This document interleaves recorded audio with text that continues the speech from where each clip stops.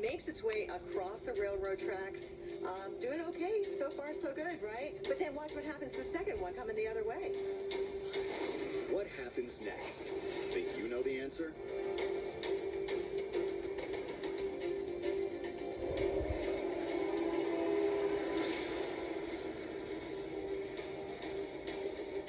Wow. If that FedEx truck had been crossed, it'd have been lights out for that driver. The train's coming, the cross gates are up, but now there's a huge accident, and the truck's in the way, and now the cross gates go down. I'm sure the driver of that truck is saying, really?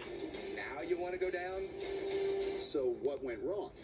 Typically on a train track, you'll have these sensors, and they sense when the train is coming, and then it triggers the lights to come on and the gates to go down.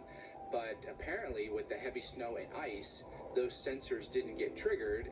These are called There's a motion malfunction detectors. with a cross gate sensor. They should automatically go down until someone fixes it. A safeguard is in place, but doesn't function properly due to human error. And yet, the driver still escapes unscathed. You think about all the things that worked out for that truck to be just far enough forward that the driver's basically allowed to just open up the door and walk away.